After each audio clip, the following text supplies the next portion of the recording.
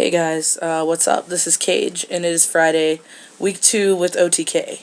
Um, this week's topic is pissing, passing, and pissing, packing, passing in that sense, and restroom etiquette, as Ted put it yesterday. Um, I want to say that yes, I do pack. I actually don't really have much dysphoria about my equipment downstairs. I feel more comfortable with, the bulge. I believe Donnie talked about the swagger, and it does exist. If you've never put anything down there, just as a bulge.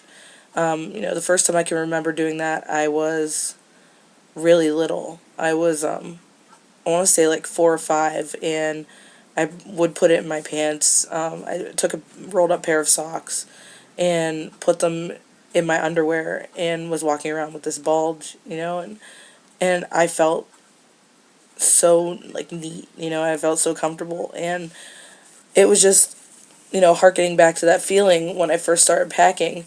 And I do pack 24/7. When I first started packing, I was using a pair of khaki dress socks.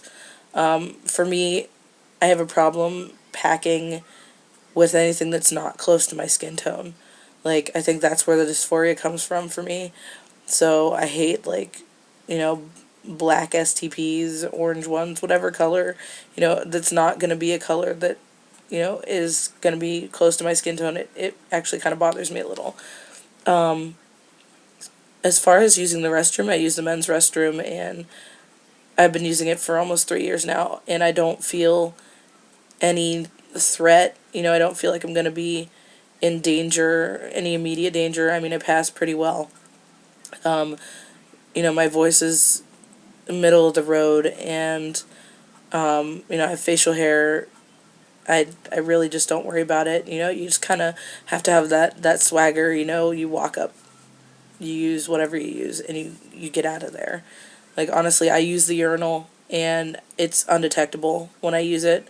Um, and I'll show you all my accoutrements, later in the video. The only time I ever really felt threatened in the restroom, um, sometimes, honestly, at bars, sometimes I feel threatened, and I don't go to straight bars. Normally it's gay bars that I feel the most threatened about it. I was actually told once, by an owner of a bar, if I was pre-op, that I was not allowed to use his men's restroom. And he actually accosted me about my surgical status, and I told him to shove it because, I was there entertaining his crowd and buying drinks at his bar, and why shouldn't I be allowed to use the restroom that I'm accustomed to using? And it's nobody's business what's between my legs. And as far as that, comes, I'm not really dysphoric about it. I know what I have. I'm kind of comfortable with it just because it's it's not necessarily important to me, for my genitalia to be completely passable. It's not like I am going to be stripping nude every day in front of everyone I meet. Um, okay, so on to the fun stuff. Let's see. Let's start with my packer just because that's, honestly where I would start. Okay, so this is my packer, and it's in a cock sock that I made. Let me go ahead and show it to you. And this is a huge deal, so here it is. It's a 3-inch model. I do have a 5-inch model, but I don't feel it's necessary to have, use that on a daily basis. The balls are flatter. This one has like fuller, and it's like, it hangs to the right. This is an old packer. This is like a year and a half, 2 years old. It hangs to the right because it's where I tuck it normally, just like that, and it makes a nice little bulge. It's not like I'm making it for show or anything, but I wear tighter jeans, so it's kind of necessary, or I kind of look a little goofy. Anyway, this is my cock sock, and what it is an ankle sock that I cut and put Velcro on and put a hole in, and there it is. I actually overcame the arduous task of hot gluing Velcro strips to every pair of underwear I own, and that's a lot of underwear. If you know me personally, if you've gone underwear shopping with me, you know I really can't help it. I'm like addicted to buying underwear. Anyway, this is just an ankle sock, and I find that ankle socks, little kids socks, anything that's a smaller than normal sock works well. You can use a tube sock, but you're going to be wasting a lot of fabric. So I just took an ankle sock and cut it about where the arch in your foot would be, the end of your arch. Actually, I cut off the heel and the first part of your arch. So it's whatever. I'm used to making these, so I can make those kind of measurements. If you're not, just take your packer, and if it's a gel, in a condom, you don't really have to worry about it so much because you can position it where you want it. But you want the balls to be at the very base and the packer to have a hole to come out. So you mark it with a marker, and then I want you to make the tiniest little cut because you don't need to make it a huge hole. Like as you can see, this hole it actually looks like the packer would never fit through it, and it's stretchy. I don't have time to like sew, little reinforcements because socks are disposable to me. I have tons of them. So, as soon as the socks mismatch, it becomes a cock sock. Okay, so you do that, and then you can, if it has a lot of overhang, which this one does, you can fold it over and put your Velcro strip there, and then I just Velcro it to my underwear, and it makes a neat little package. And it's really easy to, put on. Just turn it inside out, stuff your packer through the hole, and it looks so painful. But, stuff it through the hole and position it. You want to get it just right, and ta-da! Packer in the cock sock. And then I put it in my underwear, and it's fine. And this actually doesn't hang. It kind of sits, and I can wear boxers, boxer briefs, whatever. I can even go commando if I really wanted to, and I don't. Normally, if you don't have the money for Velcro strips, then they're like $7.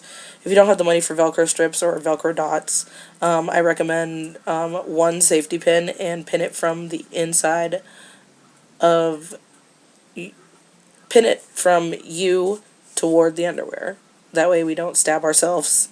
As far as going to the bathroom, I have an STP that I made from a milk carton. Now, I have two different sizes. This is the short one, and this is the long one. You can see the difference right there. The short one is a lot harder for aim, but it does have a nice like bevel so that when you put it, against you, you can aim better. And I just cut it out with an X-Acto knife or a pair of scissors, and if they fold and bend and break over time, and it's usually like 3 months and they're broken. So, make sure that you have a lot of them at hand. I have at least 8 at all times. And, I leave them, like I leave one in my work pants at all times so I don't forget it. And then I took like a lighter and just burned the edges so that I wouldn't, hurt myself. And, I can use a urinal without being detected. I usually follow the guy etiquette rules. Like, if there's one urinal in the restroom, I don't wait for it. I just go use the stall and deal with it. If there's more than one, excuse me, if there's more than one urinal, try to keep one empty urinal between you and another guy, just for your safety and for its guy etiquette. And I learned this from having bio guy friends. But yeah, I mean, this is undetectable. I put it in my pocket, and I'll carry like tissue or toilet paper around, because sometimes, you're in the restroom with another guy, and you don't want to just, take this straight to the sink and rinse it out, because that's what I do. I rinse it every time I use it.